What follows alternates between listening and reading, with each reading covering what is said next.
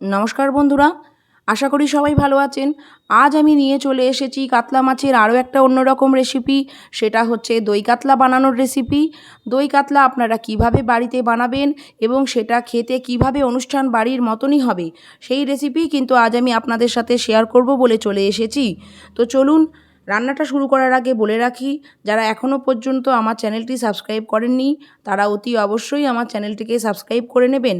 আর যারা Facebook page থেকে দেখছেন তারা অবশ্যই আমার পেজটিকে লাইক করবেন। আর ভিডিওটা যদি ভালো লেগে থাকে শেয়ার করতে কিন্তু ভুলবেন না। তো চলুন শুরু করি রান্না করবার জন্য প্রথমে আমি এখানে 8 পিস মতো কাতলা মাছ নিয়েছি। এখানে আমি গাদা, পেটি সব রকমই নিয়েছি। মাছগুলোকে ভালো করে ধুয়ে নুন মাখিয়ে 10 মিনিটের জন্য রেখে দিতে হবে। এখানে কিন্তু হলুদের ব্যবহার আমি করব না, যেহেতু দই কাতলা সাদা হবে তাই হলুদ এখানে দেব না। নুন মাখিয়ে 10 মিনিট রেখে দিতে হবে। তারপর মাছগুলোকে ভেজে নিতে হবে। মাছ ভাজার জন্য আমি এখানে সাদা তেল ব্যবহার করেছি। সর্ষের তেলে করলে কালারটা কিন্তু একটু অন্যরকম হয়ে যেতে পারে, তাই সাদা তেলে রান্না করাটাই কিন্তু ভালো হবে। মাছগুলোকে আমি দুবারে ভেজে নেব। মাছগুলো কিন্তু খুব একটা কড়া করেও ভাজতে হবে না, আবার খুব একটা হালকা করেও ভাজা যাবে না। মাছগুলো মোটামুটি ভালো করে ভাজতে হবে। মাছ ভাজতে ভাজতে ততক্ষণ আমি এখানে একটা মশলার পেস্ট তৈরি করে নেব।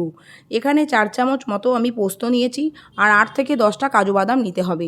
এটাকে জল দিয়ে একটা পেস্ট তৈরি করে রেডি করে রেখে দিতে হবে। আপনারা কাজু বাদামের পরিবর্তে চারমগজও ব্যবহার করতে পারেন।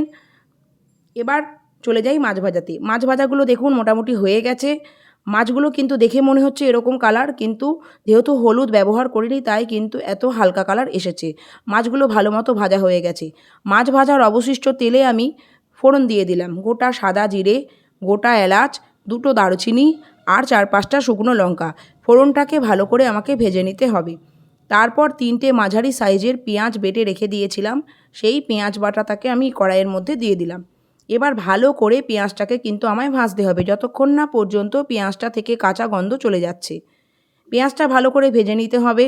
পেঁয়াজটা ভাজার পর এর মধ্যে এক এক করে আদা রসুনের পেস্ট ব্যবহার করব। 1 চামচ আদা বাটা দিতে হবে, 1 চামচ রসুন বাটা দিতে হবে। আদা রসুনটাকে ভালো করে ভেজে নিতে হবে। আদা রসুনটা ভালো করে ভাজার পর এর মধ্যে 1 চামচ নুন দিতে হবে। নুনটা অবশ্যই কিন্তু পরিমাণ অনুসারে দেবেন। নুনটা দিয়ে আবারও ভালো করে সব কিছু নাড়াচাড়া করে নিতে হবে। তারপরে যে পেস্টটা আমি তৈরি করে রেখেছিলাম কাজু বাদাম আর পোস্ত দিয়ে, সেটাকে দিয়ে দিতে হবে। গ্যাসের ফ্লেম কিন্তু এই অবস্থায় মিডিয়ামে রাখবেন যাতে করে মশলাটা পুড়ে না যায়। তারপর ভালো করে সব কিছু আবারও মিশিয়ে নিতে হবে। এই মশলাটাকে কিন্তু একদম শুকনো করে ফেলতে হবে নাড়তে নাড়তে। যতক্ষণ না পর্যন্ত মশলাটা শুকনো হয়ে যাচ্ছে ততক্ষণ কিন্তু এটাকে নাড়াচাড়া করতে হবে। 5 মিনিট মতো নাড়াচাড়া করলেই কিন্তু দেখতে পাবেন যে মশলাটার কালার চেঞ্জ হয়ে গেছে আর মশলাটা থেকে তেল ছেড়ে দিয়েছে। এই অবস্থায় সামান্য পরিমাণে জল ঢেলে দিতে হবে। মিক্সি যে ধোয়া জলটা ছিল সেটাকেই কিন্তু আমি এর মধ্যে ব্যবহার করেছি। জলটা দেওয়ার পর আবারও এটাকে নাড়াচাড়া করে জলটাকে কিন্তু শুকিয়ে নিতে হবে। এই কাজটাই কিন্তু সময় নিয়ে করতে হবে, তবেই কিন্তু রান্নার আসল স্বাদটা হবে। জলটা ঢেলে দিয়েছি। এবার এটাকে অনবরত নাড়াচাড়া করতে করতে জলটাকে পুরো শুকিয়ে নিতে হবে। তারপর রুম টেম্পারেচারে রেখে দেওয়া 100 গ্রাম মতো টক দই আমি আগে থাকতেই ফেটিয়ে রেখে দিয়েছিলাম। এই জলটা শুকিয়ে যাওয়ার পরেই আমি টক দইটাকে দিয়ে দেব। টক দই দেওয়ার সময় কিন্তু গ্যাসের ফ্লেম অবশ্যই লোতে রাখবেন, না হলে কিন্তু দইটা ফেটে যাবে। এরপর দইটা দেওয়ার সঙ্গে সঙ্গেই আবারও নাড়াচাড়া করতে শুরু করতে হবে। এই অবস্থায় মশলাটাকে ভালো করে দইয়ের সাথে মিশিয়ে নিতে হবে। দইয়ের সাথে মিশিয়ে নেওয়ার পর আবার একটুখানি জল দিতে হবে সামান্য পরিমাণে। এই অবস্থায় জলটা কিন্তু আপনি আপনার সুবিধা মতো দেবেন, যে আপনি কতটা গ্রেভি রাখতে চাইছেন। ভালো করে গ্রেভিটা ফুটতে শুরু করলে এই অবস্থায় আমি এখানে 1 চামচ মতো চিনি দিয়ে দেব।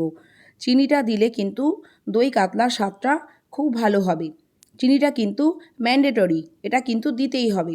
এরপর একটু ওপর থেকে গরম মশলার গুঁড়ো ছড়িয়ে দেব, তাহলেই মোটামুটি সবটা রেডি হয়ে যাবে। এরপর হচ্ছে লাস্ট কাজ, ভেজে রাখা মাছগুলোকে আমাকে এর মধ্যে দিয়ে দিতে হবে। ভালো মতো গ্রেভিটা ফুটে গেছে।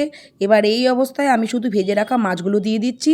মাছগুলো দিয়ে হাই ফ্লেমে 3 মিনিট মতো আমি এটাকে ফোটাবো। তারপর গ্যাসের ফ্লেমটাকে লো করে দিয়ে আরও 5 মিনিট আমাকে এটাকে ফোটাতে হবে। লো ফ্লেমে ফোটানোর কারণ হচ্ছে যাতে করে মাছের ভেতরে সমস্ত গ্রেভিটা ভালো করে ঢুকতে পারে, আর এছাড়া মাছটাও যাতে ভালোভাবে রান্না হয়ে যায়। গ্যাসের ফ্লেমটা কমিয়ে দিলাম। দেখুন 5 মিনিট পরে আমার দই কাতলার কালারটা কিন্তু এইভাবে এসেছে, আর রান্নাটাও কমপ্লিট। তো এবার হচ্ছে গরম গরম পরিবেশন করার পালা। যে কোনো নিরামিষ পোলাও বা সাদা ভাত দিয়ে কিন্তু এটা খেতে অসাধারণ লাগে। তো কেমন লাগলো বন্ধুরা আজকের এই রেসিপি? যদি ভালো লেগে থাকে অবশ্যই কিন্তু শেয়ার করতে ভুলবেন না। তো আজ এই পর্যন্তই, আবার দেখা হবে পরের ভিডিওতে।